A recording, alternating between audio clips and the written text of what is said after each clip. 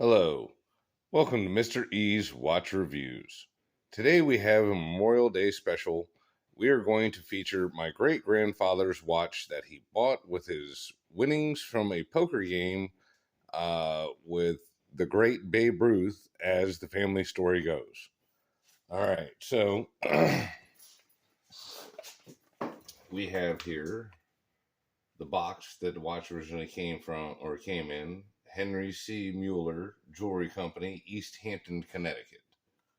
All right, I'll open this up.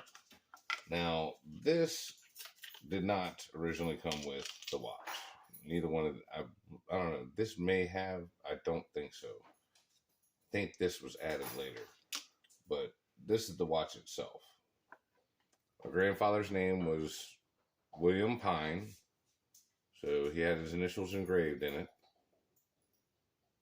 This is what I believe they call a train conductor style watch, because it doesn't have a face on it. Basically, so they could tell time a little bit easier. They didn't have to have, you know, be able to flip it open. But in order for the trains to be, on time and everything, they had to be super accurate. Now, this one is a Waltham. Uh, this watch here is, supposedly, from what I've been told, a superbly accurate watch. Now, let's actually open it up and look at the insides here. That's one of the neat things about one of these older watches. Now, there you can see all the movements and everything like that. Let's see, I got to take it over here so I can see in the light, because there's engravings on this. Actually, you guys might be able to see better right there. There's all kinds of stuff engraved. I don't have my glasses on this morning. I don't think I have them out here. Oh, yes I do. Here we go. Let me put on my glasses and see if I can't read that now. All right.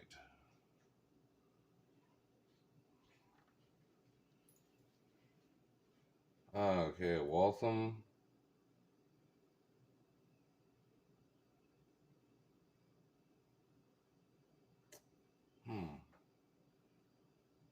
Yeah, hang on a second. Let me step behind the camera and see if I can see it that way.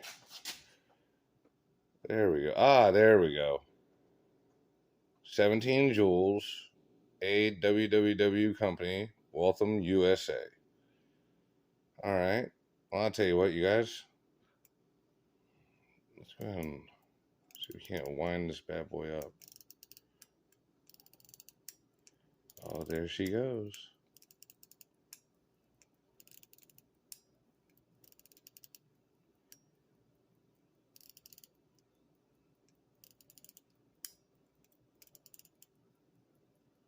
I want to see, you have to pull it up. Look at all that. That is just so awesome. And as far as I know, this watch is over 100 years old.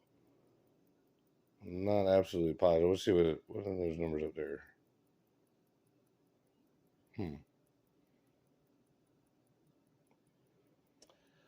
But it's gold filled.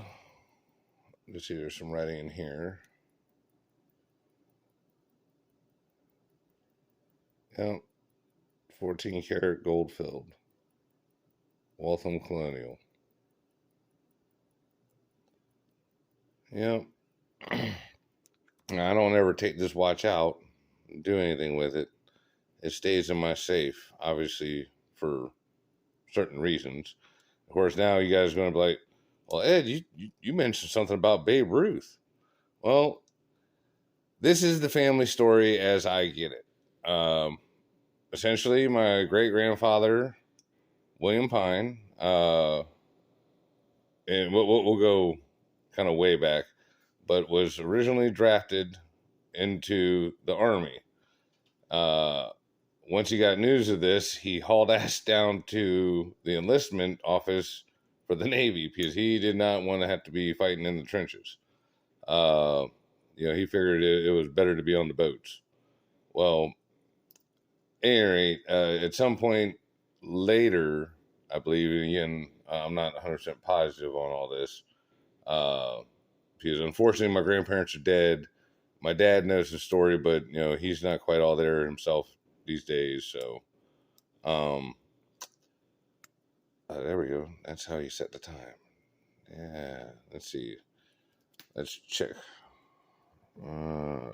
It's almost 8 o'clock. And sit down. 8 o'clock.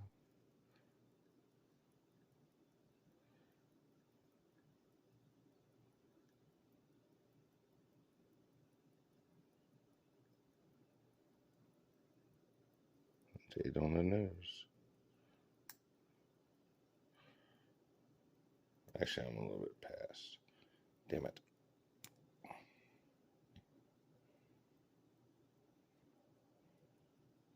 Damn it, that's not good. You shouldn't go back and forth like that. All right, and there we go. But all right, back to the story. So Grandpa Pine, at some point, was kind of part of the Irish mob and used to run numbers and do all kinds of stuff. And he had an illegal poker game that Babe Ruth was kind of known to frequent. At any rate, I guess this was during the time like Prohibition and all that kind of stuff. He had like a little bootleg deal, ran numbers, took bets, and like I said, ran an illegal gambling deal. At any rate, one night while playing poker, he was playing against the Babe, and the Babe lost. So this is what my grandfather did with the money he won from Babe Ruth, is that he went and bought himself a really nice watch. This watch, as far as I know, is still all original. Has not been messed with. I've never had it serviced. I don't think any of my grandparents ever had it serviced. It probably could use some lubrication and stuff. But as you can see, it still works great. It's keeping time. Yep. It's right on with my other watch here. Clicking right on the way. Yeah. Almost to the second. It's keeping up with this one. And as you guys know, I just got this one. It's cost certified. So, of course, I'm getting my timegrapher. We'll put this on there and we'll see how it does. I'd be interested to see. I mean, 100-year-old watch. I mean, it was, like I said, used by train conductors, so that way it could be on time and be where they had to be down to the minute, because sometimes the tracks had to be switched and things like that, so you couldn't have watches that were not spot on. But yeah, I just figured I'd show this with you guys, share it with you. Obviously it's very special to me, but this is what they used to be able to do back in the day here in the U.S. They used to really make beautiful things and make them here all by hand, not outsourcing stuff from all over the country, all over the world, to save money. And like I said, here it is, 100 years later, still working like clockwork. Look at that. That's actually very nice. Like, it feels very good. You can feel that spring, winding up.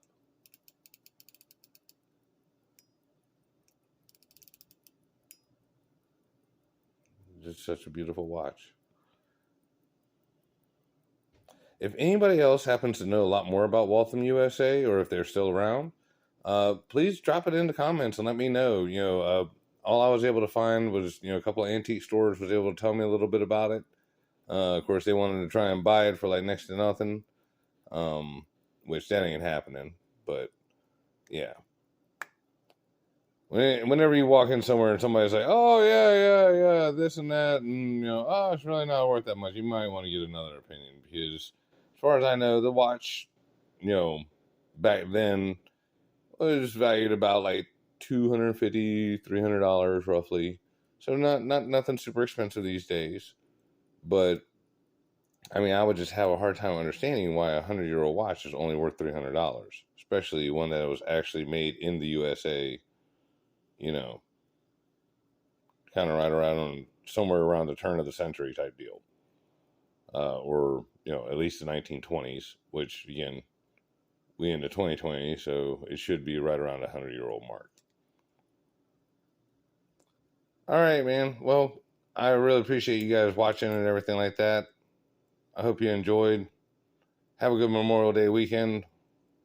Peace out. Oh, yeah, like and subscribe.